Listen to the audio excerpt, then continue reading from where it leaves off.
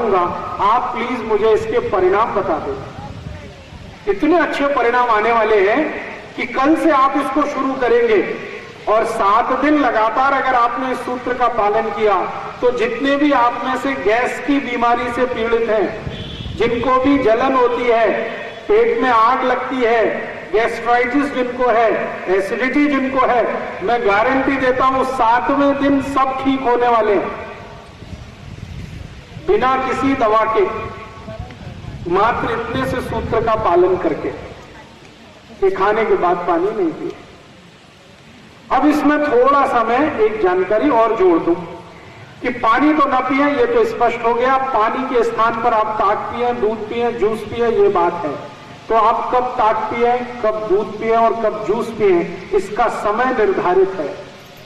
कभी भी ताक नहीं पी सकते और कभी भी जूस भी नहीं पी सकते और कभी भी दूध भी नहीं पी सकते। तीनों का समय निश्चित है। तो आप बोलेंगे क्या समय निश्चित है? सवेरे का नाश्ता अगर किया है तो नाश्ते के बाद आप जूस पी सकते हैं। दोपहर का भोजन किया है तो उसके बाद आप ताक पी सकते हैं।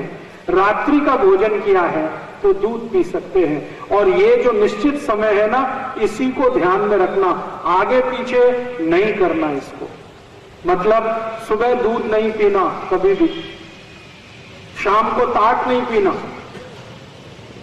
और दोपहर को जूस नहीं पीना। ये समय जो पक्का किया है ना, इस पर मैंने बहुत ऑब्जर्वेशन किए। कई मरीजों को मैंने कहा कि ये आगे पीछे कर दो, सुबह जो नियम है जूस पीने का वो शाम को करवाया मैंने कुछ मरीजों का, और रात को दूध पीने का सुबह करा दिया। मैंने देखा कि उनकी बीमारी में कोई भी कमी नहीं आई, जैसी पहले थी बीमारी वैसे ही रही। लेकिन जैसे ही इस नियम को ठीक किया, सुबह जूस पीना, रात को दूध पीना, दोपहर को ताक पीना, उनकी बीमारी 6-7 दिन में जड़मूल से चली गई और आज तक स्वस्थ है, दुरुस्त है, तंदुरुस्त। तो आप भी इसका ध्यान रखना। सुबह का नाश्ता, उसके बाद जूस पी सकते हैं। संतरे का रस, मौसमी का रस, ऊस का रस, आम का रस, तरबूज का रस, खरबूज का रस, द्राक्ष का रस, टमाटर का रस, गाजर का रस, पालक का रस, जो पीना है सुबह। और दोपहर का जो खाना खाया है उसके बाद ताक, और रात्रि को जो पिया है, खाना खाया है, उसके बाद दूध। इसको एक और समय के बाद, माने कल मैं बहुत विस्तार से बात करूंगा कि दूध और ताक और जूस, इनका समय क्यों निश्चित है। हमारे शरीर में 3 दोषों का हमेशा प्रभाव रहता है, वात का, पित्त का, कफ का। वात का प्रभाव जो होता है वो सुबह होता है सबसे ज्यादा। पित्त का जो प्रभाव होता है वो दोपहर को होता है सबसे ज्यादा, और कफ का जो प्रभाव होता है वो रात को होता है सबसे ज्यादा। तो सुबह के समय शरीर में वात बहुत होता है, वायु बहुत होती है, और सुबह के समय वायु बहुत आवश्यक है शरीर में। अगर वायु का प्रकोप ना हो तो आपको संडास नहीं होगी। और सुबह जिनको संडास नहीं हुई उनकी जिंदगी तो बहुत ही तकलीफ में आने वाली है।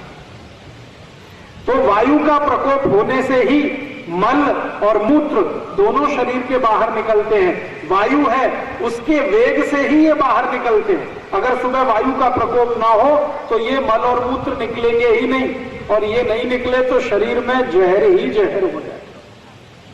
इसलिए प्रकृति ने बहुत सुंदर व्यवस्था की है। सुबह शरीर में वायु का प्रकोप है, तो वायु के प्रकोप को संतुलित रखे ऐसी चीज पीना सुबह सबसे अच्छा होता है। तो आप जानते हैं वायु को कौन संतुलित रख सकता है। एक उदाहरण से समझाता हूं। मान लीजिए 40 गांव में बहुत तेज आंधी चलती है, अंधड़ चलता है, और अचानक से बारिश हो जाए, तो शांति आएगी कि नहीं? वायु को शांत करने की ताकत पानी में है। तो सुबह चूंकि शरीर को वायु का प्रकोप बहुत है, तो उस समय आप जूस पिएंगे, जूस में सबसे ज्यादा पानी है, तो वायु शांत रहेगी। इसलिए सुबह का समय जूस पीने का है। और दोपहर का समय क्या होता है? पित्त की प्रकृति होती है शरीर को दोपहर को, क्योंकि सूर्य बहुत तेज होता है दोपहर को। सूर्य का पित्त के साथ सीधा संबंध है, सूर्य का अग्नि के साथ सीधा संबंध है। सूर्य जितना तीव्र होगा, पेट की अग्नि भी उतनी तीव्र होगी, और अग्नि जितनी तीव्र होगी, पित्त उतना ही तीव्र होगा। तो इसलिए दोपहर को पित्त को शांत करे ऐसी कोई चीज पीना बहुत आवश्यक है। तो पित्त को शांत करने की ताकत दो वस्तुओं में सबसे ज्यादा होती है, एक तो गाय के घी में और दूसरा दही की ताक। इसलिए आयुर्वेद ने कहा है कि दोपहर को भोजन के बाद आप ताक पिए। और रात का समय है, वो शरीर में कफ बहुत होता है, तो कफ को नियंत्रित करने की जो ताकत है वो गाय के दूध में है, मशी के दूध में उतनी नहीं है। मशी का दूध कफ बढ़ाता है, गाय का दूध कफ को शांत करता है। तो रात को हमेशा दूध पीने की बात कही है। तो सुबह जूस पीना, दोपहर को ताक पीना, रात को दूध पीना। दूध जब भी मैं कहूंगा तो हमेशा ध्यान रखना गाय का दूध। आयुर्वेद के किसी भी शास्त्र में मशी के दूध की व्यवस्था नहीं है, क्योंकि जिन लोगों ने आयुर्वेद के शास्त्र लिखे हैं किसी ने भी मशी पालन नहीं किया। चरक के पास गाय थी, सुश्रुत ने गाय पाली, भागवत के पास गाय थी, काश्यप ऋषि के पास गाय थी, गौतम ऋषि के पास गाय थी, सबने गौ पालन किया है। मशी पालन सिर्फ यमराज ने किया है, और यमराज ने कोई शास्त्र नहीं लिखा है, वो तो मृत्यु के देवता है। इसलिए जहां भी दूध की बात आएगी आप ध्यान देना, वो गाय का ही दूध है। तो रात को पीना है वो गाय का दूध पीना है, मशी का नहीं पी लेना, नहीं तो मशी जैसे ही होने वाले हैं। हाँ, मशी कैसी है आप देख लो, फिर दूध पियो उसका। सड़क में मशी खड़ी है, सामने से ट्रक आएगा, पीछे से बस आएगी, दोनों हॉर्न बजाएंगे, मशी हटेगी नहीं, वहीं खड़ी रहेगी। बस हटेगी, ट्रक हटेगा, मशी नहीं हटेगी, वहीं खड़ी रहेगी। क्यों? उसको अक्ल नहीं है, बुद्धि नहीं है, क्योंकि मशी का दूध वैसा है, बिना अक्ल बिना बुद्धि का। और आप ध्यान दे दो, कहीं कीचड़ है, गंदगी है, मशी उसी में घुस जाएगी और घुस के आराम से बैठ जाएगी। फिर डंडे मारोगे तो भी नहीं निकलेगी, कीचड़ में ही घुस जाएगी। मछली को कभी भी आप देखो, वो अपने बच्चे को नहीं पहचानते। मैंने एक बार एक परीक्षण किया, 10 मछली खड़ी थी, एक बेटा था मछली का बच्चा, वो 10 को घूमता ही रहा, अपनी आई को नहीं पहचान पाया और उसकी आई भी उसको नहीं पहचान पाई। फिर क्या हुआ, दूर एक 11वीं मछली पर खड़ी थी, वो उसके पास चला गया और वो मछली भी उसको ले गई अपने साथ। वो दोनों आई और बच्चे नहीं थे, लेकिन वो ले गई उसको अपने साथ। ऐसी मूर्ख है मछली। और मछली जो घर से निकल गई तो अपने से नहीं आती, पकड़ के लाना था, क्योंकि उसको समझता ही नहीं, कुछ भी नहीं समझता उसको। आईक्यू उसका बहुत लो है, तो पियो दूध उसका, ऐसे ही होने वाले हैं। मछली का बच्चा जन्म लेता है ना, तो जमीन पे गिर जाता है, 4-6 दिन तो ऐसे ही पड़ा रहता है, हिलता भी नहीं है, इतना आलसू होता है। जो गाय के बच्चे को देखो, जन्म लेते ही आधा घंटे में खड़ा हो जाता है, अगले आधे घंटे में जंपिंग शुरू कर देता है, और 1 घंटे बाद रनिंग, पकड़ नहीं सकते आप उसको, इतनी उसमें चुस्ती और फुर्ती है। तो दूध माने गाय का, मछली का नहीं। तो आप बोलेंगे जी 40 गांव में तो मछली ही मछली है। तो मेरी आपको एक विनती है, जो 40 गांव में मछली आ सकती है तो गाय भी आ सकती है। आप बोलेंगे जी हमारा तो दूध का ही धंधा है, धंधा करो, अपने लिए गाय का दूध पियो, रखो, धंधे के लिए मछली का। जो बंबई वाले हैं ना, पिलाओ इनको मछली का दूध, पीने दो उनको। बंबई तो जाता है ना 40 गांव का दूध सारा, तो बंबई वालों को पीने दो मछली का। आप अपने घर के लिए गाय का दूध लाओ, और गाय भी देशी गाय का लाओ। तो रात को दूध पियो, दोपहर को ताक पियो और सवेरे जूस पियो। भोजन के बाद पीने के लिए जो है वो 3 चीजें हैं। पानी पीना है तो 1 घंटे 30 मिनट के बाद पीना सबसे अच्छा होता है। ये एक सूत्र है ऋषि का, चरक का, सुश्रुत का, भाव प्रकाश का, निघंटु का, काश्यप का, अत्रेय का, सभी महान ऋषियों ने ये एक सूत्र माना है कि ये सबसे आवश्यक है, इसलिए मैंने आपको ये सबसे पहले बताया। तो आपके शरीर का स्वास्थ्य अच्छा रहे, जीवन भर आप निरोगी रहें, रोग मुक्त रहें, तो इसके लिए पहला सूत्र पालन, भोजन के बाद पानी नहीं पीना है, 1.5 तास के बाद पीना है। भोजन के बाद अगर सुबह कुछ पिएंगे तो जूस, दोपहर को पिएंगे ताक, रात को पिएंगे दूध। दूध माने गाय का। अभी दूसरा सूत्र ये है कि हम जब पानी पिए 1.5 घंटे बाद पीना, ये याद रखें, 1.5 तास बाद पीना, लेकिन पानी कैसे पीना है ये बहुत महत्व की बात है। पानी कैसे पीना है ये बहुत ही महत्व की बात है। आप अभी सामान्य रूप से पानी कैसे पीते हैं?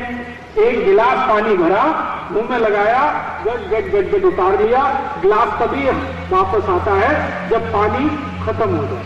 यही तरीका है ना सामान्य रूप से। कुछ लोग मुंह लगा के पीते हैं, कुछ ऐसे खोल के ऊपर से गिराते हैं, लेकिन पानी लगातार गटकते जाते हैं। ये तरीका सबसे गलत है। अगर आप गट लगातार पानी पी रहे हैं तो आपके शरीर में 3 रोग तो जरूर आने वाले हैं। अपेंडिसाइटिस, यहां पेट का दर्द, हर्निया आप सब समझते हैं, आंतों का उतरना, ये बहुत परेशान होते हैं बहुत सारे लोग कि हर्निया है, हर्निया। ये हर्निया सबसे ज्यादा उन्हीं लोगों को आता है जो पूरा गटक के एक साथ पानी पी जाते हैं। और तीसरा, थोड़ी उम्र के बाद एक बीमारी आती है हाइड्रोसिल, विशेष रूप से ये पुरुषों में आती है। हर्निया तो माताओं में भी आ जाता है, हाइड्रोसिल पुरुषों की बीमारी है खास रूप से। तो हर्निया, हाइड्रोसिल और अपेंडिसाइटिस, ये 3 रोग तो कंपलसरी गारंटी से आते ही हैं उन लोगों को जो एक साथ पूरा लोटा या गिलास पानी गटकते हैं। माने एक साथ पानी गटकना अच्छा नहीं है। तो आप बोलेंगे फिर पानी कैसे पीना है? पानी पीने का नियम है आयुर्वेद में, उस तरह से पानी पीना है जैसे आप चाय पीते हैं, जैसे आप कॉफी पीते हैं और जैसे आप गर्म दूध पीते हैं।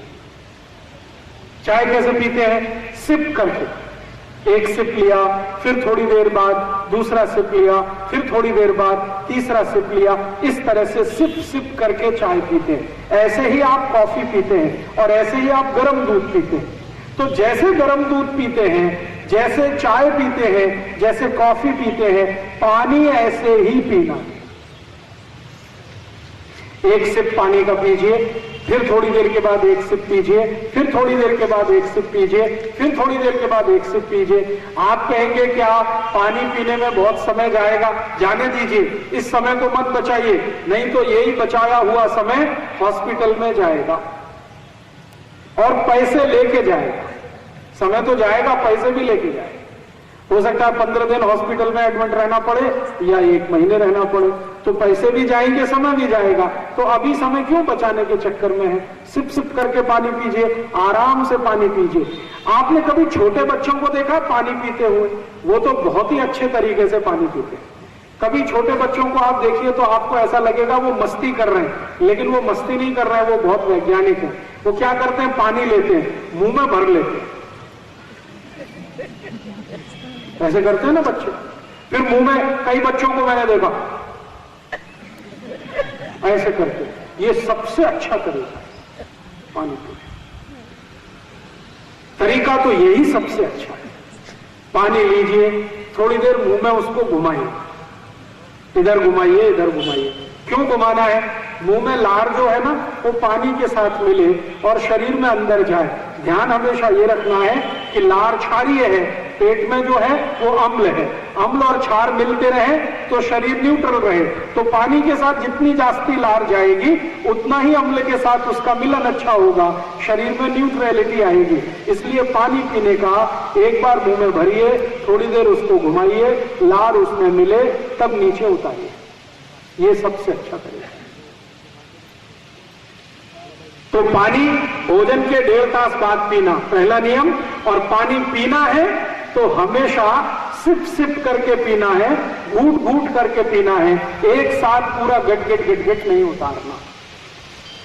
आप अगर ध्यान देंगे, जो जानवर जितना धीरे पानी पीते हैं वो उतने ही ज्यादा चुस्त और दुरुस्त होते हैं। आपने देखा कई जानवर हैं जो जीभ से चाट कर पानी पीते हैं, जीभ से चाट चाट कर पानी पीते हैं। शेर, बब्बर शेर, लंगड़बग्गा, कुत्ता, भेड़िया, ये सब जीभ से चाट कर पानी पीते हैं, और इनकी चुस्ती और फुर्ती इतनी तीव्र है कि चीता, आप जानते हैं ना, राजधानी की स्पीड से दौड़ सकता है। राजधानी 140 किलोमीटर घंटे की रफ्तार से दौड़ती है, चीते की भी मिनिमम स्पीड 140 किलोमीटर घंटा है। क्यों? चाट कर पानी पीता है। चाट कर पानी पीने से शरीर में चुस्ती और फुर्ती सबसे ज्यादा है। लेकिन आप बोलेंगे हम तो नहीं पी सकते, तो चाट कर नहीं पी सकते, लेकिन थोड़ा थोड़ा तो पी सकते हैं, सिप सिप करके ऐसे पानी पीजिए। पक्षियों को आप देखिए, पक्षियों को, चिड़िया, जितने तरह की चिड़िया है, एक एक ड्रॉप पानी का उठाती है। आपने देखा चिड़िया को पानी पीते हुए?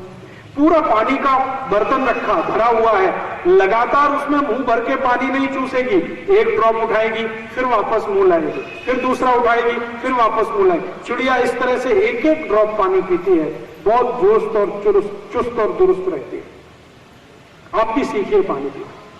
पानी हमेशा थोड़ा थोड़ा घूंट घूंट करके, बच्चों से सीख लीजिए, इसमें कुछ बुराई नहीं है। मुंह में पानी थोड़ी देर भरिए, इधर उधर घुमाइए, फिर उतारिए, फिर भरिए, फिर घुमाइए, फिर उतारिए। बहुत अच्छी एक्सरसाइज है। इसके 3 फायदे तो मैं तत्काल बता देता हूं। अगर आप सिप करके पानी पी रहे हैं तो मैं आपको जो चाहे उतने रुपए के स्टाम्प पेपर पे एक सेंटेंस लिख के देता हूं।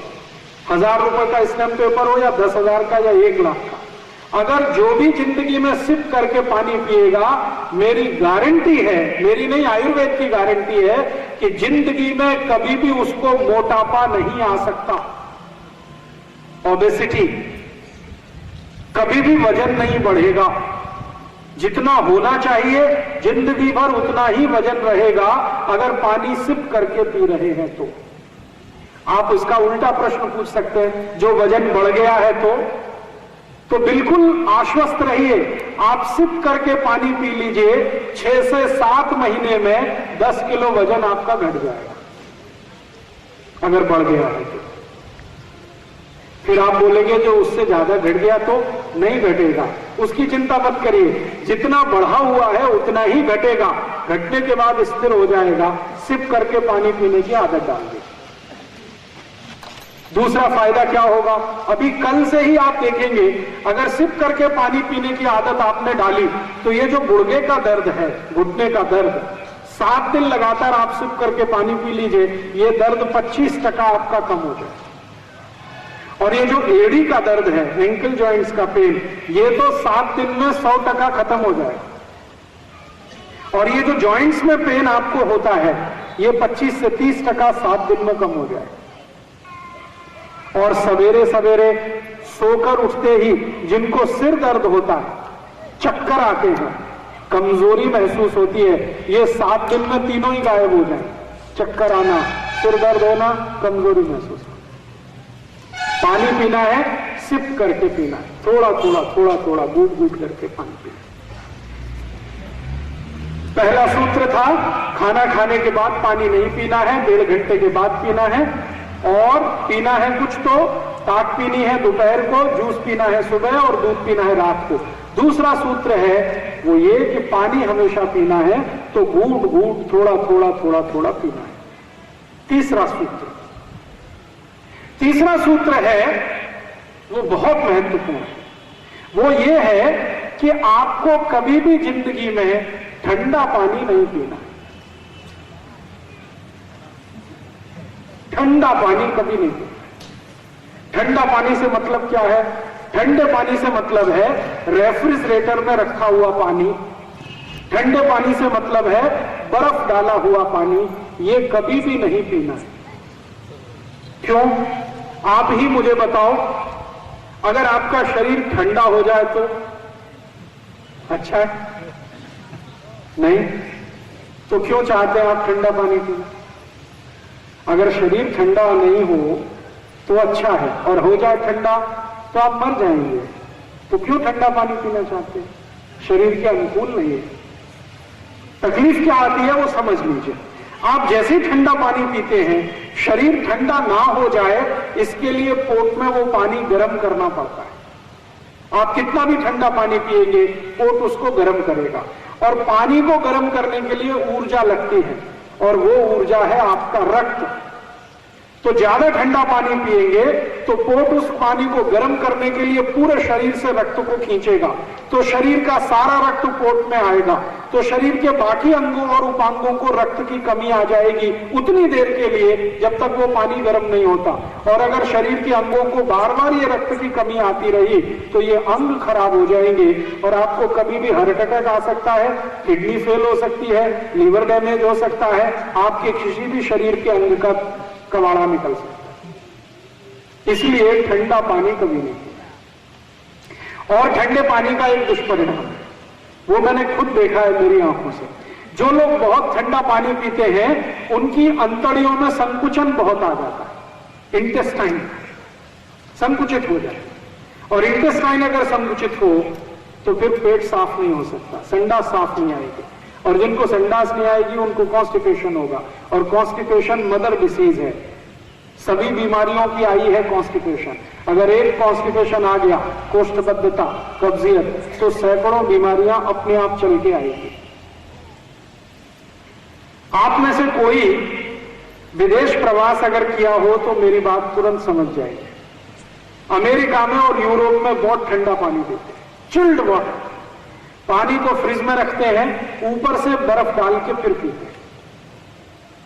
कई बार वो पानी 3-3 दिन फ्रिज में रखा रहता है, फिर भी बर्फ डाल के फिर पीते हैं। उसका दुष्परिणाम मैंने देखा है।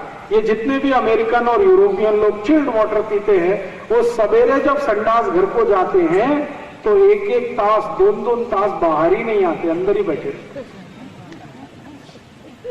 उनको मैं पूछता हूं, भाई क्या करते हो 2 तास संडास घर में? तो कहते हैं व्रत पत्र पढ़ते, न्यूज़पेपर। क्यों पढ़ते हो? तो पोट साफ नहीं होता, संडास नहीं उतरती, इसलिए इंतजार करना पड़ता है, व्रत पत्र पढ़ते। तब मेरे समझ में आया कि यूरोपियन और अमेरिकन जो फैमिलीज हैं उनके संडास घर में लाइब्रेरी होती है। हाँ, संडास घर में लाइब्रेरी, किताबें सब संडास घर में ही रखेंगे, क्योंकि वो बैठ गए हैं, अब 2 तास बैठने का है तो पढ़ते रहते हैं। एक बार मैंने एक अमेरिकन परिवार को पूछा कि आप अपना संडास घर में ये कमोड सीट क्यों बनाते हैं, भारतीय पद्धति वाला क्यों नहीं बनाते? वो कहते हैं, ओ राजीव भाई, भारतीय पद्धति वाले संडास पर 5 मिनट बैठ सकते हैं, हमको 2 तास बैठने का है, इसलिए कमोड सीट बनाते हैं, आराम से कुर्सी की तरह से बैठ जाते हैं, 1 तास 2 तास। और वो बेचारे इतने परेशान होते हैं कई बार, हाँ, संडास उतरती नहीं, 1-1 तास जोर लगाते हैं, ताकत लगाते हैं, फिर भी नहीं उतरती। फिर कभी कभी गाना भी गाते हैं, मेरे सपनों की रानी कभी आएगी, वो आती नहीं। और ज्यादा परेशान आते हैं, परेशान हो जाते हैं, तो फिर कहते हैं 1 बार आजा आजा, फिर भी नहीं आते, क्या करें?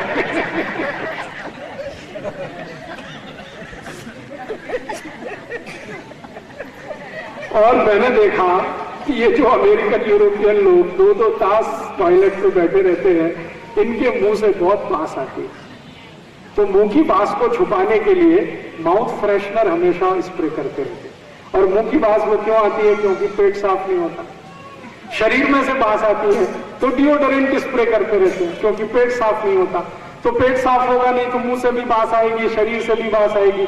तो बहुत साल के बाद मेरे समझ में आया कि ये डिओडोरेंट स्प्रे इसलिए नहीं करते कि वो फैशन है, इसलिए स्प्रे करते हैं कि शरीर से बास आती। माउथ फ्रेशनर इसलिए नहीं स्प्रे करते कि वो स्टेटस सिंबल है, इसलिए करते हैं कि मुंह से बास आती। और बास इसलिए आती है कि पोट साफ नहीं होता, और पोट साफ इसलिए नहीं होता कि रोज चिल्ड वाटर पीते हैं, ठंडा पानी। आप नहीं पीना कभी। आप हमेशा पानी कैसा पीना। तो आप बोलेंगे घड़े का पानी पी सकते हैं क्या? हाँ, घड़े का पी सकते हैं। मिट्टी के बने हुए घड़े का पानी कभी भी चिल्ड वाटर नहीं होता। चिल्ड वाटर का मतलब है जिस पानी का तापमान 15 डिग्री से कम हो, और मिट्टी के घड़े में पानी आप रखेंगे तो उसका तापमान जो रूम टेम्परेचर है उससे 2 या 3 डिग्री ही कम होता है, ज्यादा कम नहीं होता। इसलिए मिट्टी के घड़े का पानी पी सकते हैं, वो ठंडा नहीं माना जाता। तो आप अभी गर्मी का दिन है, मिट्टी के घड़े का पानी पियो, फ्रिज का पानी मत पियो। जो फ्रिज का पानी पियोगे तो जिंदगी भर 2 बीमारियों से लड़ना ही पड़ेगा आपको। एक तो ये गुर्दे दुखना, कमर दुखना, कंधे का त्रास, और दूसरा वजन बढ़ता ही जाएगा। कमर भी दुखेगी, घुटने भी दुखेंगे, वजन भी बढ़ेगा, और कोई डॉक्टर दुनिया का आपको ठीक नहीं कर पाएगा इस बीमारी से। वो कहेगा वजन घटाने के लिए कुछ दवा खा लो, दवा खाएंगे, थोड़े दिन घटेगा, फिर उससे भी ज्यादा बढ़ जाएगा और तकलीफ आ जाएगी। कहेगा घुटने का दर्द खत्म करने के लिए पेन किलर खा लो, जितनी देर दवा खाएंगे घुटने का दर्द बंद रहेगा, फिर दवा का असर खत्म हुआ, फिर वापस आएगा। इसलिए फ्रिज को पानी के लिए उपयोग नहीं करना, ये आप अपने घर का नियम बना लो।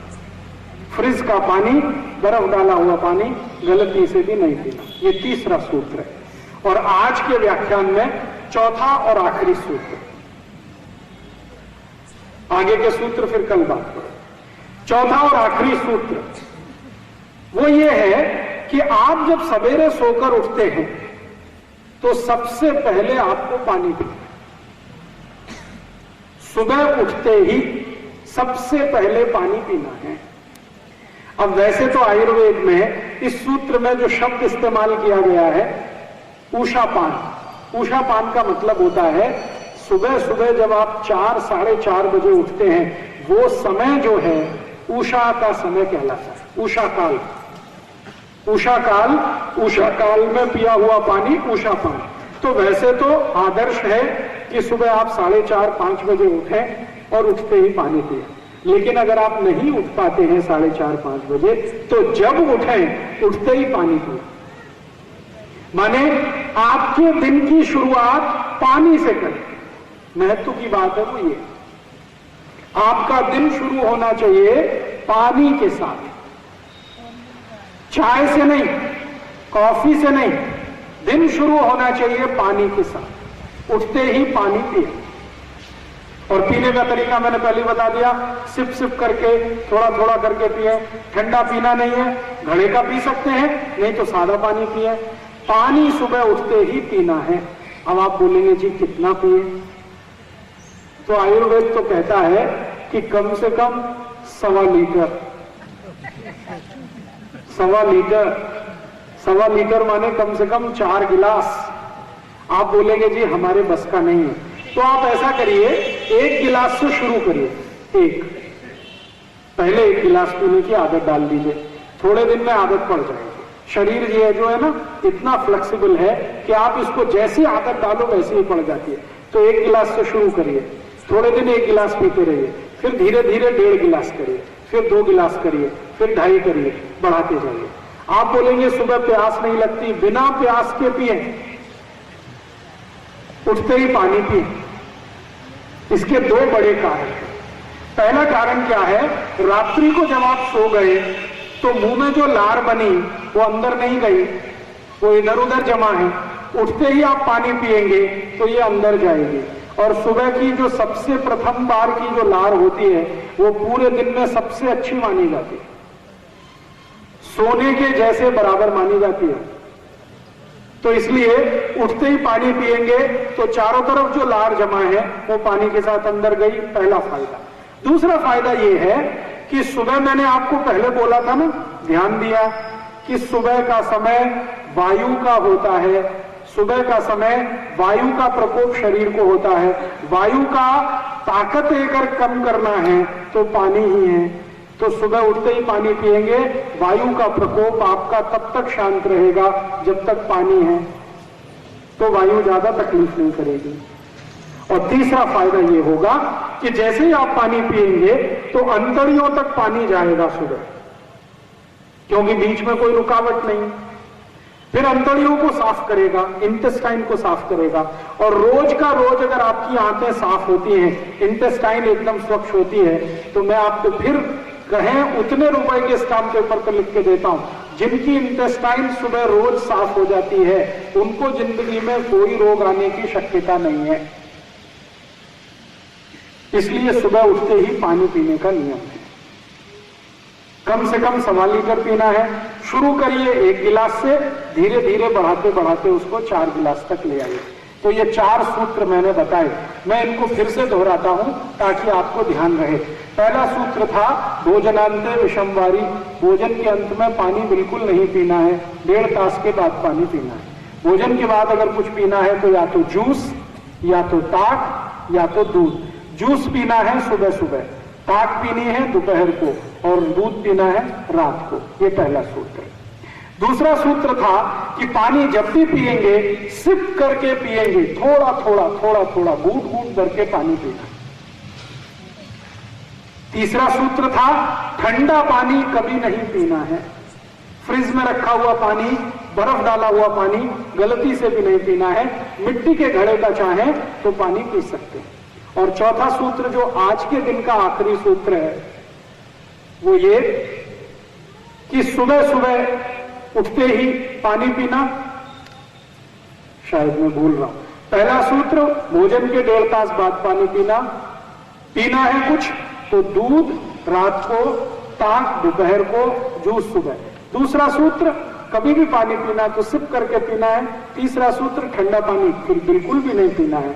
और चौथा और आखिरी सूत्र सुबह उठते ही सबसे पहले पानी पीना है। ये 4 सूत्र का आज मैं आपको समापन करता हूं कि आज से आप अगर ये 4 सूत्र अपने जीवन में लागू करते हैं, 7 दिन लगातार इसको कर लीजिए, 7वें दिन इसके परिणाम इतने अच्छे आएंगे।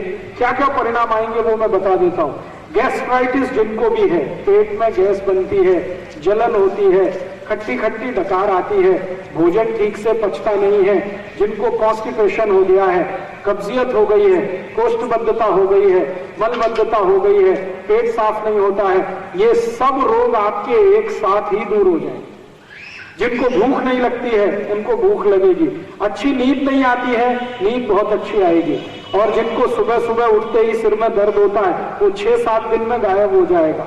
जिनको आधे सिर में दर्द होता है वो भी ठीक होएगा, जिनको पूरे सिर में होता है वो भी ठीक होएगा, चक्कर आते हैं वो ठीक हो जाएंगे, वॉमिटिंग सेंसेशन होता है हमेशा हमेशा वो बिल्कुल खत्म हो जाएगा। ऐसी ऐसी साधारण से लेकर असाधारण बीमारियां जिनकी संख्या 48 है, ये 4 सूत्रों से ही ठीक हो जाएगी। पांव में एड़ी का दर्द है, ठीक हो जाएगा। घुटने का दर्द 25 से 30% 7 दिन में चला जाएगा। और जो 1.5-2 महीने लगातार ये सूत्र पालन किए तो ये घुटने का दर्द 50% से ज्यादा कम हो जाए, कमर का दर्द 50% ठीक हो जाए, कंधे का दर्द ठीक हो जाए। ऐसे आपके शरीर के बहुत सारे रोग ये 4 सूत्र का पालन करने मात्र से ही दूर हो जाए। मैंने ये 4 सूत्र का एक्सपेरिमेंट 48 तरह के रोगों के मरीजों पर किया है और सभी में अद्भुत परिणाम मैंने देखे, अद्भुत। अभी एक लेटेस्ट एग्जांपल देता हूं और इस बात को खत्म करता हूं। एक मरीज का मैं इलाज कर रहा हूं, वो बेंगलोर में, उसका वजन 170 किलो हो गया। 170 किलो, आप सोचिए कैसा, हाथी का बच्चा।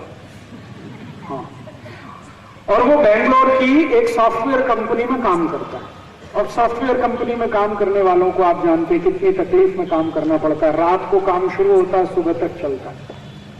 तो रात को 7-8 बजे से काम उसका चालू होता है, सवेरे 7-8 बजे तक काम करता है, रात को सो नहीं पाता, वो दिन में सोता है। अब दिन में सोना, रात में काम करना, ये 3 साल से चल रहा है। 3 साल में उसका वजन बढ़ते बढ़ते बढ़ते बढ़ते 70 किलो से 170 किलो हो गया। परिणाम क्या हुआ, जिस कंपनी में वो काम करता, कंपनी ने उसको निकाल दिया, छुट्टी हो गई, नौकरी चली गई। अब वो ज्यादा सीरियस हुआ तब जब नौकरी चली गई। उसके पहले तो उसने गंभीरता से ध्यान नहीं दिया, नौकरी चली गई तो वो इधर उधर भागना शुरू किया। कभी जिम्नेजियम में जाना, एक्सरसाइज करना, कभी किसी के यहाँ जाना, कभी किसी के यहाँ जाना, कभी कहीं जाना, कभी कहीं जाना। अंत में वो आ गया रामदेव जी के यहाँ हरिद्वार में। रामदेव जी और मेरी बहुत दोस्ती है पिछले 10 साल से। उन्होंने एक दिन मुझे फोन किया कि ऐसा ऐसा एक पेशेंट है, 170 किलो का है, मैं उसको भस्त्रिका प्राणायाम सिखाया है।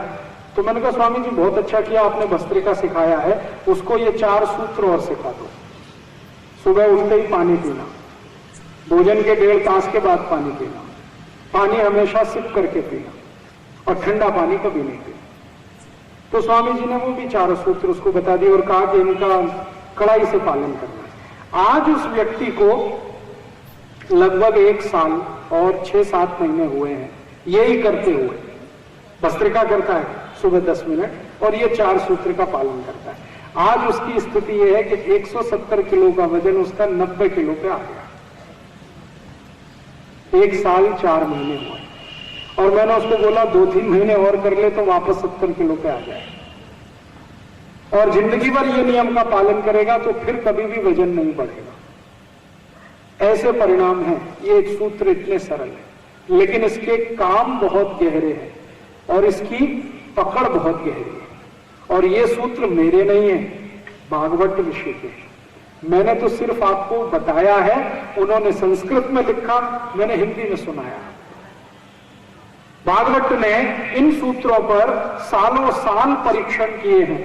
भागवत जी खुद कहते हैं कि कोई भी सूत्र 50 परीक्षण कम करने से पहले लिखा नहीं उन्होंने। एक एक सूत्र के एक एक श्लोक के 50 परीक्षण उसके बाद लिखा है उन्होंने, बहुत ऑब्जर्वेशन के बाद लिखा है और उन्होंने जो कहा है वो बिल्कुल सही निकला है। उन्होंने एक सूची बनाई है, 48 रोग उसमें हैं और उनका कहना है कि जो ये 4 सूत्र का पालन करे वो ये 48 रोगों से जिंदगी भर मुक्त रहेगा। और मैंने देखा है कि वो बिल्कुल सही है। इसलिए आपकी जिंदगी में बिना किसी दवा के और बिना किसी अतिरिक्त मेहनत के आप ठीक और निरोगी रहना चाहते हैं, स्वस्थ रहना चाहते हैं तो ये 4 सूत्र बहुत सरल हैं। इनका आज से ही अपने जीवन में पालन शुरू कर दीजिए। पहला सूत्र है भोजन के 1.5 तास बाद पानी पीना है। दूसरा सूत्र है पानी सिप सिप करके पीना है। तीसरा सूत्र है ठंडा पानी कभी नहीं पीना है। और चौथा सूत्र है सुबह उठते ही पानी पीना है। कल से करिए, बल्कि आज से करिए और फिर कल मैं आपसे फिर बात करूंगा ये 4 से आगे के सूत्रों की। एक छोटी सी माहिती दे दूं कि ये सूत्रों के आधार पर हम लोगों ने कुछ पुस्तकें बनाई। भागवत ऋषि की जो पुस्तक है ना अष्टांग हृदय, वो हमने बनाई। वो तो संस्कृत में है, हमने उसका हिंदी किया है। यहाँ स्टॉल पर है, आप चाहें तो ले सकते हैं। इसी सूत्र पर आधारित एक पुस्तक है स्वदेशी चिकित्सा, सौंदर्य चिकित्सा। इसी सूत्र पर आधारित है गंभीर रोगों की सरल चिकित्सा। ऐसी 6-7 तरह की चिकित्सा विषय की किताबें हैं, आप चाहें तो ले सकते हैं। इनको पढ़कर और ज्यादा जानकारी लेकर और दूसरों को माहिती दे सकते हैं। और इस विषय पर ऑडियो सीडी भी है, वो भी आप ले सकते हैं। आभार, आपका धन्यवाद। कल शाम को 8:30 बजे फिर मिलेंगे आगे के सूत्रों के साथ। मंच पर बैठे हुए श्री प्रकाश भाई, श्री रवि भाई और यहाँ अकोला के सभी सम्मानित सज्जनों, मुझे इस बात का अफसोस है कि मैं मराठी नहीं बोल सकता, इसलिए मैं मेरी बात हिंदी में कहूँगा। आपसे इसके लिए माफ़ी चाहता हूँ। मैं आज यहाँ आ सका अकोला में, इसके लिए मैं नागरिक मंच और श्री प्रकाश भाई का बहुत आभारी हूँ कि उन्होंने बहुत थोड़े समय के नोटिस पर ये कार्यक्रम आयोजित किया। शायद 1.5 दिन पहले या 2 दिन पहले यहाँ का कार्यक्रम तय हुआ और आप लोगों के बीच में आया, इसके लिए उनका आभार व्यक्त करना चाहता हूँ। आपके बीच आया हूँ एक ऐसे समय में जब चुनाव होने वाले हैं और मैं मेरे व्याख्यान के पहले ही ये स्पष्ट कर दूं कि मेरा किसी राजनीतिक पार्टी से कोई रिश्ता नहीं है। और आपको शायद आश्चर्य होगा ये जानकर कि मैंने आज तक मेरा वोट नहीं दिया किसी पार्टी को। तो मेरा किसी राजनीतिक पार्टी से कोई रिश्ता नहीं है, किसी राजनीतिक दल की ये सभा नहीं है। ये सभा आपके बीच में आया हूं और जो आयोजित हुई है ये राष्ट्र के बारे में, देश के बारे में, देश की हालत के बारे में कुछ बात करने की है। देश की हालत की कुछ व्याख्या आपके सामने करने की कोशिश करूंगा। 3 तरह की बात मेरे व्याख्यान में शामिल होगी। एक तो हमारे देश की आर्थिक हालत क्या है उसके बारे में आपसे कुछ कहूंगा। दूसरी, हमारे देश की राजनीतिक व्यवस्था कैसी चल रही है, बिना किसी पार्टी का नाम लिए हुए, क्योंकि मैं जानता हूं कि आचार्य संहिता लागू है, ये बात कहूंगा। और तीसरी, हमारी सांस्कृतिक और सामाजिक परिस्थिति कैसी हो गई है उसके बारे में कुछ बात आपसे कहने की कोशिश करूंगा। अभी पिछले कुछ वर्षों से हमारे देश में एक चर्चा चल रही है, शायद आप सब उससे परिचित होंगे अखबारों के माध्यम से या समाचारों के माध्यम से। वो चर्चा है हमारे देश की आजादी के 50 साल की। भारत की आजादी के 50 साल पूरे हो गए हैं और भारत की आजादी की स्वर्ण जयंती मनाने की बात पूरे देश में कही जा रही है। तो देश की आजादी की स्वर्ण जयंती है और स्वर्ण जयंती के बारे में चर्चा भी है। तो एक तरफ तो आजादी की स्वर्ण जयंती मना रहे हैं, एक तरफ तो देश की आजादी के 50 साल का कार्यक्रम मना रहे हैं, दूसरे तरफ देश में ऐसी घटनाएं घटित हो रही हैं जो हमारी गुलामी के बारे में याद दिला रही हैं। एक तरफ देश की गुलामी के बारे में याद दिलाने वाली घटनाएं हैं और दूसरे तरफ देश की आजादी की स्वर्ण जयंती मनाने की बातें चल रही हैं। मैं एक उदाहरण से मेरा व्याख्यान शुरू करना चाहता हूं। आज से लगभग 3 महीने पहले हमारे देश में अक्टूबर 97 में 12 तारीख को ब्रिटेन की रानी एलिजाबेथ आई थी और आप सबने अखबारों में पढ़ा होगा कि ब्रिटेन की रानी जो एलिजाबेथ हमारे देश में आई उसके बारे में हिंदुस्तान के हर अखबार ने मुख्य पृष्ठ की खबर बनाई। भारत सरकार की तरफ से भी काफी प्रचार किया गया और लगभग 1 सप्ताह तक हिंदुस्तान सरकार के दूरदर्शन और आकाशवाणी पर सिर्फ रानी एलिजाबेथ की खबर ही महत्वपूर्ण खबर मानी जाती थी। तो ब्रिटेन की रानी एलिजाबेथ भारत में आई, सच्चाई यह है कि उसको भारत सरकार ने बुलाया था, निमंत्रण दिया था। तो एक तरफ तो हमारे देश की सरकार आजादी के 50 साल का जश्न मना रही है और दूसरे तरफ रानी एलिजाबेथ को भारत आने का निमंत्रण भी दिया गया। रानी एलिजाबेथ अंग्रेजों की रानी हैं और इन अंग्रेजों ने हमारे देश को 250 वर्षों तक बहुत बुरी तरह से बर्बाद किया। हमारे देश में आए थे अंग्रेज व्यापार करने के बहाने, लेकिन देश को गुलाम बनाया था और ना सिर्फ देश को गुलाम बनाया बल्कि भारत की पूरी अर्थव्यवस्था को सत्यानाश कर दिया था अंग्रेजों ने। ये अंग्रेज ही थे जिन्होंने भारत जैसे सोने की चिड़िया कहने वाले देश को भिखारी देश बना दिया। इन अंग्रेजों ने कैसे अत्याचार किए इसके बारे में आप सब अखबारों में पढ़ते होंगे, जानते होंगे, समझते होंगे। 250 साल की जो गुलामी रही इस देश में, उसके लिए जो अंग्रेज जिम्मेदार थे, उन अंग्रेजों को हिंदुस्तान में फिर से निमंत्रण दिया गया आजादी के 50 साल में और अंग्रेजों की रानी को हिंदुस्तान बुलाया गया आजादी के 50 साल में। और वो हमको ये याद दिलाने के लिए आई थी कि 50 साल पहले हमने तुमको गुलाम बनाया था। दुर्भाग्य क्या हुआ, रानी एलिजाबेथ हिंदुस्तान आई तो इसमें विशेष बात क्या है, आप ये प्रश्न पूछ सकते हैं। तो रानी एलिजाबेथ का आना हमारे देश में एक विशेष दुर्घटना को बताता है। हमारे देश में बहुत सारे देशों के राष्ट्रपति आते हैं, प्रधानमंत्री आते हैं, बहुत सारे देशों के राजदूत आते हैं, लेकिन उनके आने जाने से कभी कोई दुर्घटना नहीं हुआ करती। ब्रिटेन की रानी हिंदुस्तान में आई तो उससे जो दुर्घटना हुई वो क्या हुई, हमारे देश के अखबारों में रानी के आने के 15 दिन पहले एक वक्तव्य छपा। माने सितंबर के अंतिम सप्ताह में, शायद 25 से 27-28 सितंबर के बीच का कोई दिन था, तो एक वक्तव्य छपा हमारे देश के प्रधानमंत्री का। तो हमारे देश के प्रधानमंत्री ने कहा कि ब्रिटेन की रानी एलिजाबेथ को भारत में आने की कोई जरूरत नहीं है। तो ब्रिटेन की रानी एलिजाबेथ को भारत में आने की जरूरत नहीं है, यह बात हिंदुस्तान के सभी अखबारों में छपी और ना सिर्फ हिंदुस्तान के अखबारों में छपी बल्कि दुनिया के कई देशों के अखबारों में यह बात छपी। जब यह बात लंदन के अखबारों में भी छपी तो लंदन के वहां के कई सांसद हैं, वहां की जो पार्लियामेंट है, लंदन की जो संसद है, ब्रिटेन की जो संसद है, वहां के बहुत सारे सांसदों ने एक स्टेटमेंट किया। स्टेटमेंट यह किया कि भारत के प्रधानमंत्री की यह हिम्मत कैसे हुई कि वो ब्रिटेन की रानी को भारत में आने के लिए मना करें, क्योंकि हमारे प्रधानमंत्री ने कह दिया था कि ब्रिटेन की रानी को भारत में आने की जरूरत नहीं है। तो ब्रिटेन के प्राइम मिनिस्टर, उनके कई मंत्री और उनके कई बड़े बड़े नेताओं ने इस बात पर हंगामा किया, और यह हंगामा जो लंदन में हुआ वो बाद में हिंदुस्तान तक पहुंचा।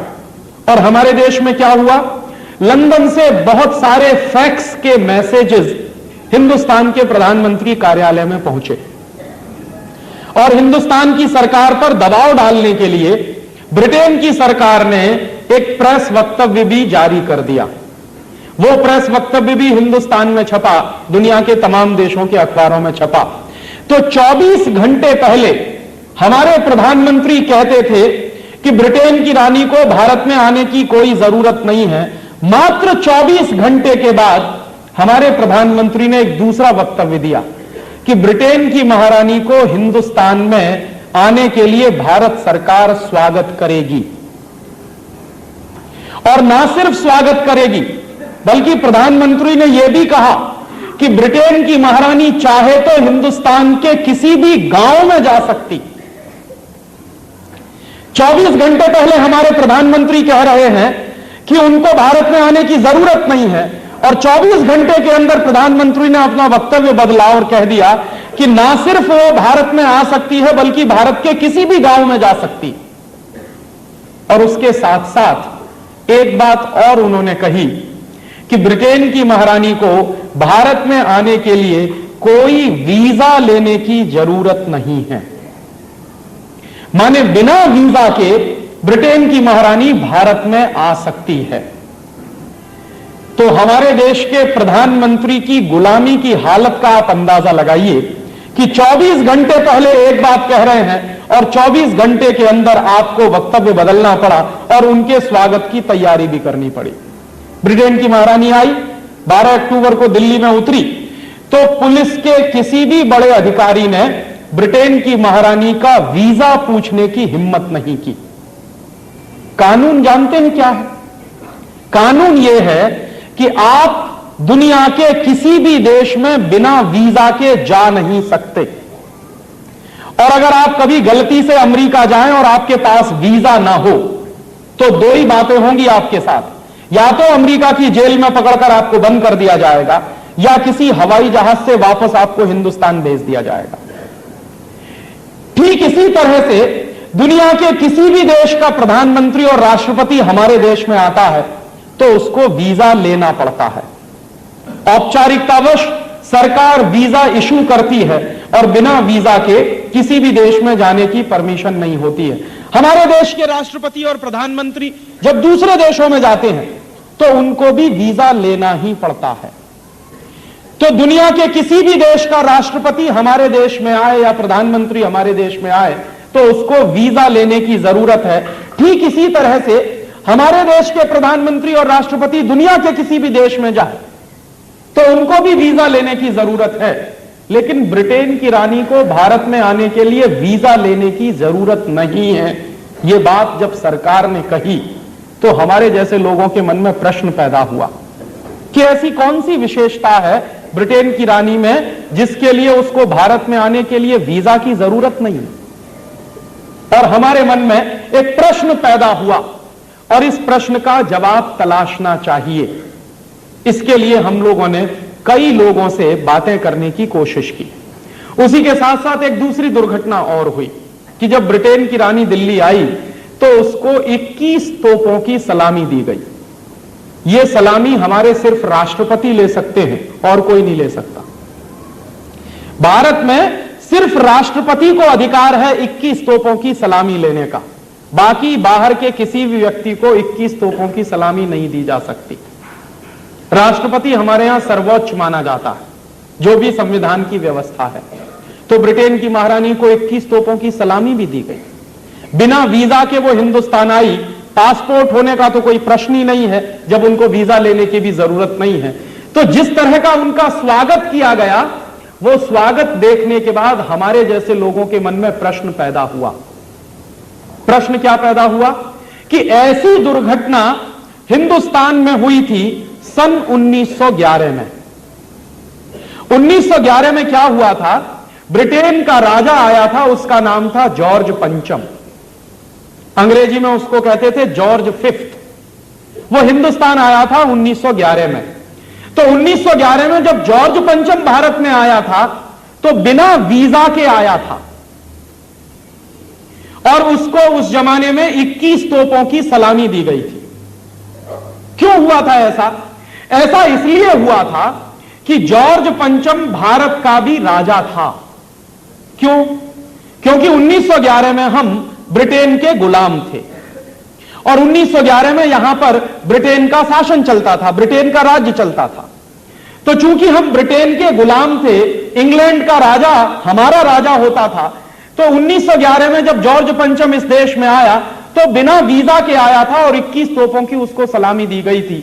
यह बात इतिहास में हमको मालूम है। तो यह दुर्घटना 1911 में हुई थी, और इसके साथ साथ एक दुर्घटना और हुई थी कि 1911 के साल में जब जॉर्ज पंचम आया था तो हमारे देश के बहुत सारे बड़े बड़े नेताओं ने जॉर्ज पंचम का विरोध किया था। और जॉर्ज पंचम की भारत यात्रा का विरोध करने वाले नेताओं में सबसे महत्वपूर्ण नेता थे लोकमान्य तिलक। लोकमान्य तिलक और उनके साथ जो नौजवानों का संगठन था, उन्होंने भयंकर विरोध किया था, और जॉर्ज पंचम को काले झंडे दिखाए गए थे हिंदुस्तान में तमाम जगहों पर। तो नतीजा क्या निकला था कि हमारे देश में अंग्रेजों की पुलिस ने हिंदुस्तानी क्रांतिकारियों को जबरदस्त लाठी चार्ज किया था। क्यों? क्योंकि जॉर्ज पंचम का विरोध करना माने इंग्लैंड के राजा का विरोध करना, माने हिंदुस्तान के भी राजा का विरोध करना, क्योंकि हम इंग्लैंड के गुलाम थे। तो यह दुर्घटना हुई थी 1911 में। यह दुर्घटना चूंकि 1911 में हुई तो मेरे जैसे आदमी के मन में शंका का समाधान हो गया, क्योंकि हम 1911 में गुलाम थे। हिंदुस्तान के क्रांतिकारियों पर लाठीचार्ज इसलिए हुआ कि उन्होंने इंग्लैंड के राजा को काले झंडे दिखाए। हिंदुस्तान में लोकमान्य तिलक और उनके साथी कार्यकर्ताओं पर लाठीचार्ज इसलिए हुआ कि उन्होंने जॉर्ज पंचम का विरोध किया, और जॉर्ज पंचम इंग्लैंड के राजा होने के साथ साथ भारत का भी राजा था। तो यह दुर्घटना 1911 में हुई तो मुझको समझ में आता है। लेकिन वही दुर्घटना अगर आजादी के 50 साल के बाद 1997 में भी हो तो मन में प्रश्न उठता है। 1911 में जॉर्ज पंचम बिना वीजा के आया क्योंकि वो इस देश का मालिक था, लेकिन 1997 रानी एलिजाबेथ बिना वीजा के क्यों आई? अंग्रेजों का राजा जॉर्ज पंचम आया बिना वीजा के तो समझ में आता, लेकिन आजादी के 50 साल के बाद भी इंग्लैंड की रानी हिंदुस्तान में बिना वीजा के आती है, यह बात समझ में नहीं आई।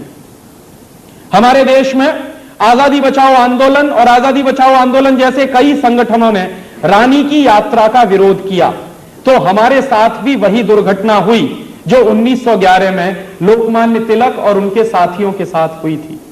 बहुत सारे नौजवान क्रांतिकारियों पर रानी के आने के विरोध में जो उन्होंने प्रदर्शन किया, उन पर लाठीचार्ज किया गया, और न सिर्फ लाठीचार्ज किया गया बल्कि जेलों में बंद कर दिया गया।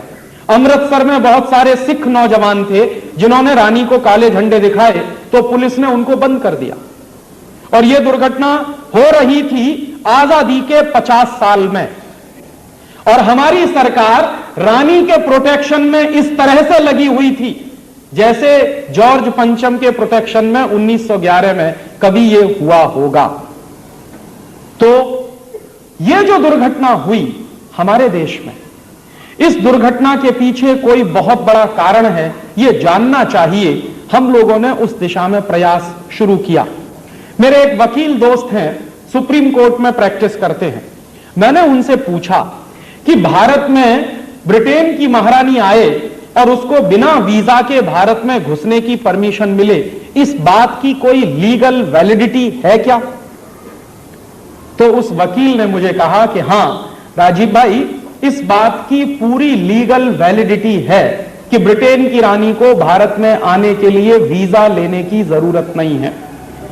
तो मैंने उन वकील से कहा कि यह सिर्फ एक स्थिति में होता, ऐसी लीगल वैलिडिटी एक ही स्थिति में होती है, और वह स्थिति क्या होती है कि मान लीजिए आप जब हिंदुस्तान से अमेरिका जाएं या इंग्लैंड जाएं या फ्रांस जाएं या किसी भी देश में जाएं और वापस अपने देश में लौटें, तो आपको वीजा नहीं पूछा जाएगा, आपका पासपोर्ट भी चेक नहीं किया। क्यों? क्योंकि आप अपने ही देश में वापस लौट रहे हैं। तो आप जिस देश के नागरिक हैं उसी देश में जब आप वापस लौटते हैं तो आपको ना तो वीजा पूछा जाता है ना पासपोर्ट पूछा जाता है। तो मैंने मेरे वकील दोस्त से कहा कि ब्रिटेन की रानी को अगर वीजा नहीं पूछा गया, पासपोर्ट नहीं पूछा गया, तो मैं ये मानूं क्या कि ब्रिटेन की महारानी हिंदुस्तान की नागरिक है? तो उन्होंने कहा कि हां ऐसा है। तो मेरे तो होश उड़ गए। मैंने कहा आप क्या कह रहे हैं? उन्होंने कहा मैं बिल्कुल ठीक कह रहा हूं। तो मैंने कहा कि अगर ब्रिटेन की महारानी हिंदुस्तान की नागरिक है और इस बात की लीगल वैलिडिटी है, तो हमारी आजादी का मतलब क्या है? एक तरफ हम कहते हैं आजादी के 50 साल, एक तरफ हम कहते हैं भारत की स्वर्ण जयंती आजादी की, और दूसरी तरफ ब्रिटेन की महारानी हिंदुस्तान की अगर नागरिक है तो इस आजादी का मतलब क्या है? तो उन्होंने कहा कि तुम लोगों को शायद मालूम नहीं है कि हमें आजादी नहीं मिल पाई है अभी तक। तो मैंने कहा कि आप क्या कह रहे हैं? तो उन्होंने कहा कि मैं सच कह रहा हूं, एक कानून है, उसको अगर तुम पढ़ोगे तो तुमको समझ में आएगा कि भारत अभी तक आजाद नहीं हुआ है। तो मैंने कहा वो कौन सा कानून है?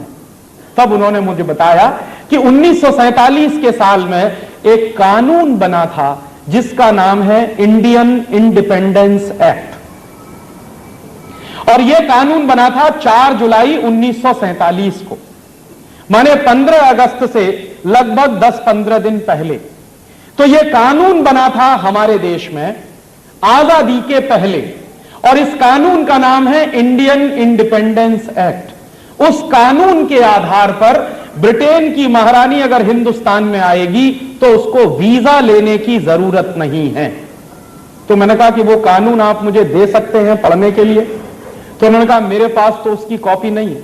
तो मैंने कहा कहां से मिलेगी? तो उन्होंने कहा कोशिश करो भारत की संसद की लाइब्रेरी में मिल जाए, तुमको पार्लियामेंट की लाइब्रेरी में मिल जाए। हम लोगों ने बहुत कोशिश की, नहीं मिल पाई। फिर दूसरी एक कोशिश की तो उसमें थोड़ी सफलता मिली। उस कानून की फोटोकॉपी लंदन से आई, लंदन के हाउस ऑफ कॉमन्स की लाइब्रेरी में पड़ी हुई है। तो वहां से वो कॉपी आई और सबसे पहले हम लोगों ने वो कानून को पढ़ने की कोशिश की। तो उसमें लिखा हुआ है, पूरे कानून की बातें 70-80 पन्नों में हैं, लेकिन कानून के प्रियम्बल में बहुत साफ साफ लिखा हुआ है। एक वाक्य लिखा है, 4 जुलाई 1947 को पारित हुए इंडियन इंडिपेंडेंस एक्ट में, और यह कानून पारित क्यों किया गया है? भारत की आजादी के लिए यह कानून पारित किया गया ब्रिटेन की पार्लियामेंट में। माने हमको आजादी मिल रही है तो हमारी आजादी का कानून विदेशी संसद में पारित हुआ है, और अगर हमारी आजादी का कानून एक विदेशी संसद ने पारित किया है तो वो विदेशी संसद अगर उस कानून को वापस ले ले तो हमारी आजादी का क्या होगा?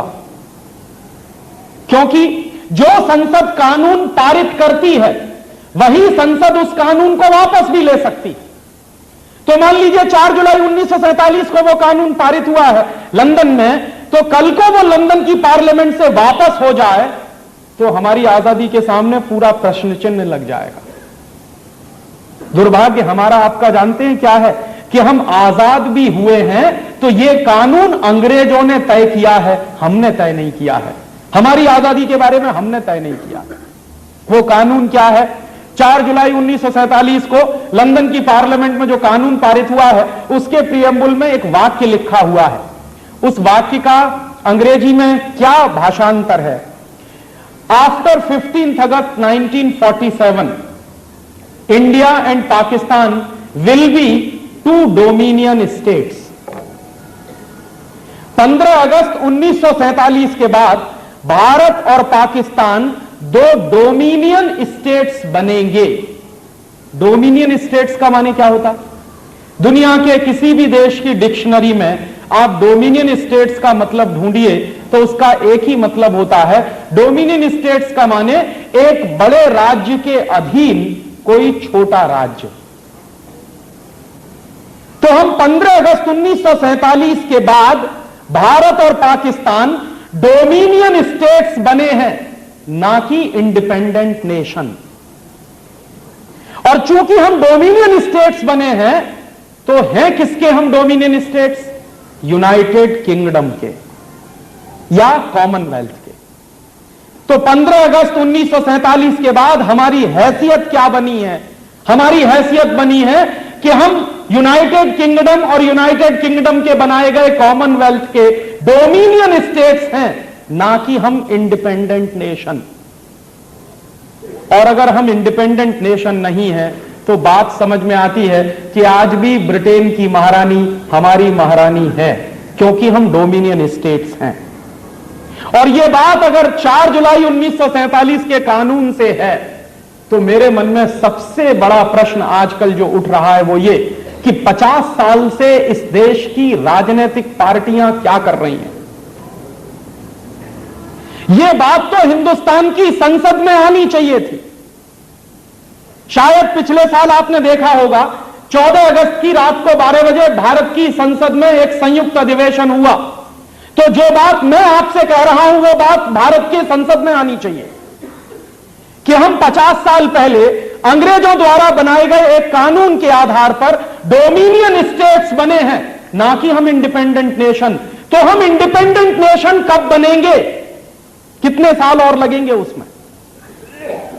और अगर हम इंडिपेंडेंट नेशन नहीं है तो फिर आजादी की ये स्वर्ण जयंती क्यों मना रहे हैं? किसके गले पे तमाचा मार रहे हैं? और वो बात जब समझ में आई तो बिल्कुल स्पष्ट हो गया कि रानी अगर आएगी हिंदुस्तान में तो बिना वीजा बिना पासपोर्ट के ही आएगी, क्योंकि आप उनके डोमिनियन स्टेट्स हैं। और इस बात को आप एक दूसरी जगह और देख सकते हैं। जो लोग यहां बैठे हैं इस सभा में, अगर वो वकील हों और वकालत करते हों तो आप भारत के संविधान को उठाकर देखिए।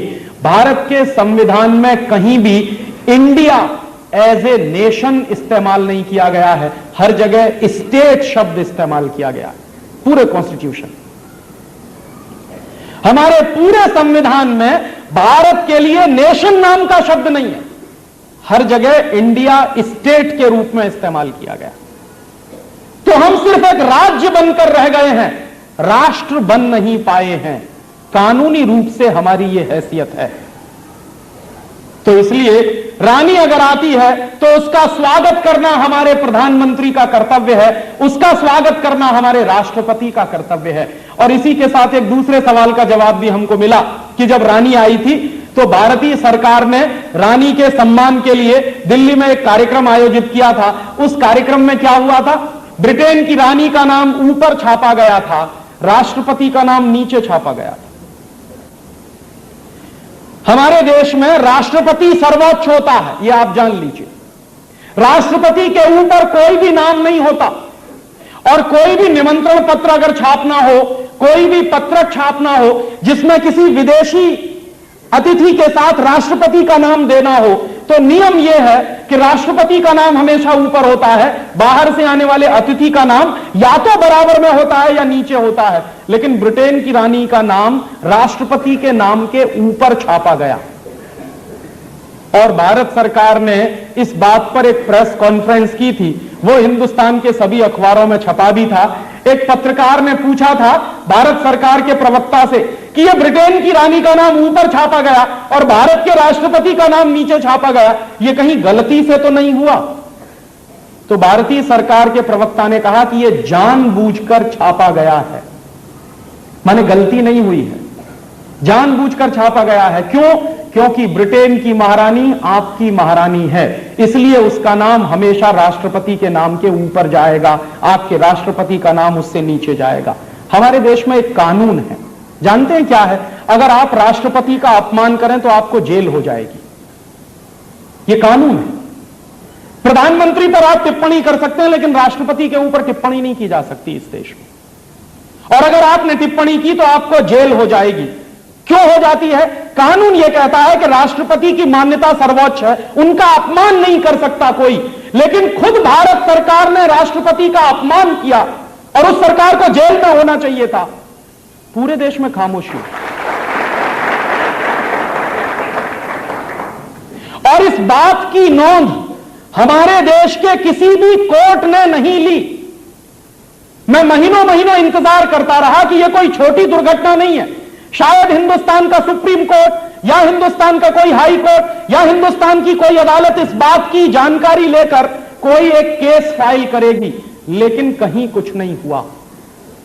फिर मेरे मन में ऐसा आता था कि यह इतना बड़ा प्रश्न है कि हिंदुस्तान की राजनीतिक पार्टियां इस सवाल को उठाकर पूरे देश में हंगामा करेंगी। लेकिन दुर्भाग्य से सब राजनीतिक पार्टियों के नेता रानी के साथ फोटो खिंचवाने में दिल्ली में मस्त थे। उनको यही चिंता थी कि हमारा फोटो रानी के साथ कैसे खींचा जाए। इस देश के नेताओं की मानसिक गुलामी का इससे बड़ा सबूत और क्या मिलेगा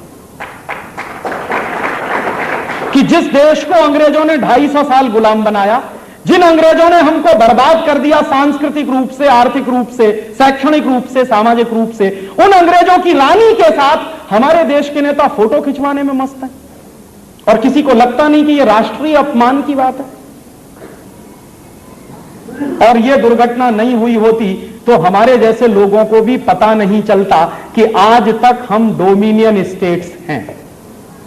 और उससे भी ज्यादा खराब मुझे एक चीज और लगी कि 1911 में जब जॉर्ज पंचम आया था तो जॉर्ज पंचम के स्वागत के लिए एक गीत गाया गया था। जॉर्ज पंचम के स्वागत के लिए एक गीत लिखा गया था। उस गीत का नाम है जन गण मन अधिनायक जय हे। इसका मतलब जानते हैं क्या होता?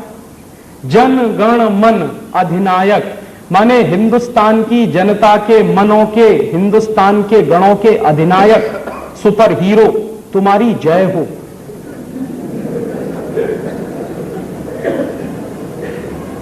जनगण मन अधिनायक जय है। भारत भाग्य विधाता, तुम भारत के भाग्य विधाता हो।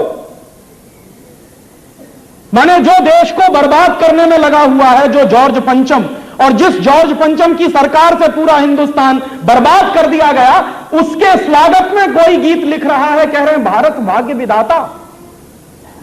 पंजाब सिंध गुजरात मराठा द्राविड़ उत्कल बंद, विंध्य हिमाचल यमुना गंगा उच्छल जल तिरंग। माने जिस देश में पंजाब है, सिंध है, गुजरात है, मराठा है, इतनी बड़ी बड़ी पर्वतमालाएं हैं, उनके नाम लेते हुए ऐसी नदियां हैं, उन सब